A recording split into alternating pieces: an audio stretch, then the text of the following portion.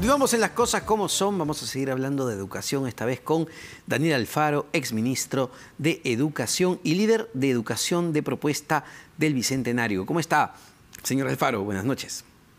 Muy buenas noches, Omar. Muchas gracias por esta llamada.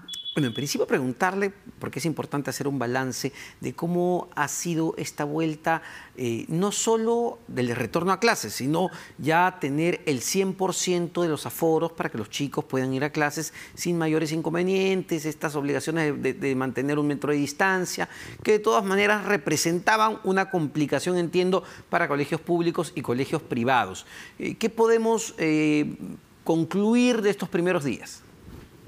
Creo que es difícil hacer un balance en la medida que los sistemas de información no están transmitiendo la información en tiempo real. Digamos, no tenemos conocimiento de cuántas escuelas efectivamente han regresado a la presencialidad y en esas escuelas cuántos salones están regresando al 100% de presencialidad de lunes a viernes. Recuerdas que desde el 28 de marzo hasta la semana pasada se había mantenido esta restricción de 1 metro de distancia entre los alumnos dentro del salón de clase, lo cual no permitía en muchos centros educativos efectivamente regresar al 100% de salones.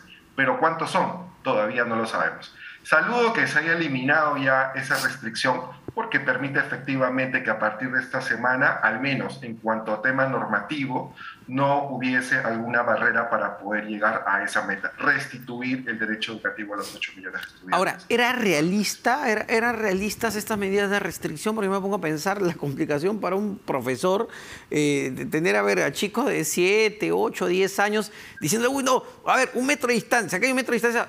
No hay 1 metro de distancia. ¿Cómo controlas eso con un aula de 20 alumnos? En principio no era realista y tampoco estaba apoyado en la evidencia internacional, ¿no? Muchos países no han seguido ese camino, más bien justamente para lograr esa restitución de alumnos, esa restitución de derecho educativo a todos los alumnos. Y en este sentido sí es difícil implementar la medida dentro de los salones de tal manera que puedan regresar todos. Por eso es que se han generado en muchos sitios los doble turnos. Mitad de mañana va un grupo y la otra mitad va el otro grupo, ¿no? Y lo que no están pudiendo complementar en horas lectivas lo hacen de manera sincrónica.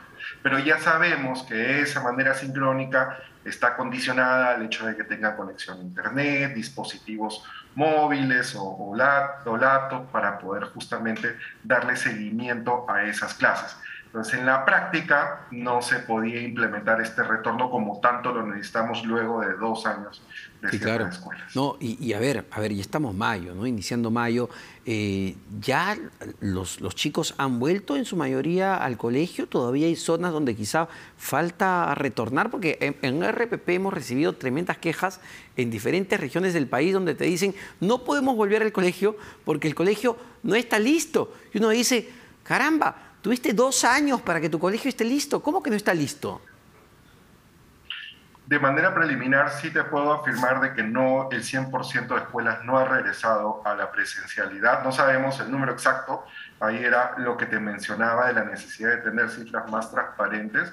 Pero sí, ya sea porque no existen todavía las condiciones de bioseguridad, ya sea porque todavía hay un grupo de docentes que no regresa a las clases. Felizmente la vacunación de docentes ha avanzado a buen ritmo y estarían, digamos, siendo un mínimo de docentes que ya estaría con, que le faltaría, digamos, una segunda dosis y va avanzando las 3 dosis, pero de todas maneras hay un grupo de docentes que tampoco se reporta en el aula y esas restricciones o esas barreras son las que no están permitiendo que el 100% del colegio regrese. Y ahora, señor Alfaro, otra preocupación.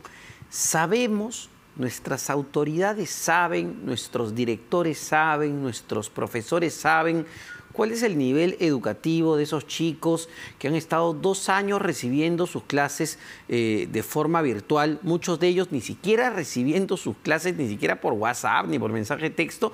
Sabemos cuál es la situación de la educación peruana. ¿Se ha hecho una evaluación, se ha hecho un análisis, se conoce algo al respecto? En alguna presentación del ministro Cadillo recuerdo haber visto una evaluación que hizo el Minedu, me parece que en 2020, para poder ver cuánto habían retrocedido los aprendizajes, pero esta evaluación se hizo solo en alumnos que tenían acceso a Internet. Y salió negativa la evaluación, es decir, sí habían reportado retrasos. Ahora, imagina para los que no han tenido acceso a Internet.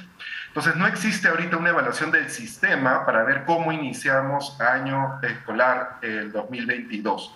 Lo que sí existe son disposiciones para hacer evaluaciones formativas, es decir, que los mismos docentes puedan recibir a los alumnos y evaluar, sobre todo en matemáticas y en comunicaciones, en qué nivel están. Y como lo más probable es que reciban una diversidad de avances, alumnos que han logrado aprovechar la educación a distancia, otros no, entonces poder ponerles trayectorias educativas justamente para recuperar esos aprendizajes, ¿no? Y a eso se le ha sumado una estrategia que el Minedu ha lanzado que se llama una Estrategia Nacional de Refuerzo Escolar, pensando en esas dos competencias y en el aspecto socioemocional. Sería muy importante que nos comuniquen a la sociedad civil cómo es que es al menos esa evaluación formativa de los docentes en el inicio de clases, ya pasando más de un mes de haber iniciado clases, cuáles son los primeros resultados que se han obtenido y así también proyectar la evaluación muestral que se tendría que hacer este año ya para ver cuánto han retrocedido los aprendizajes con respecto al 2019. Y recuerda que también en el 2019 teníamos retos de poder revertir una disminución de los aprendizajes que se habían dado durante 2018 y 2019. Perfecto, muchísimas gracias por este análisis, señor Daniel Alfaro, exministro de Educación, líder de Educación de Propuesta al Bicentenario. Son las 8:58 de la noche, tenemos que despedir ya las cosas como son, pero usted no se despegue de la programación de RPP Televisión, que continúa Nada está dicho, hoy con Fernando Carvalho. Así que muy buenas noches.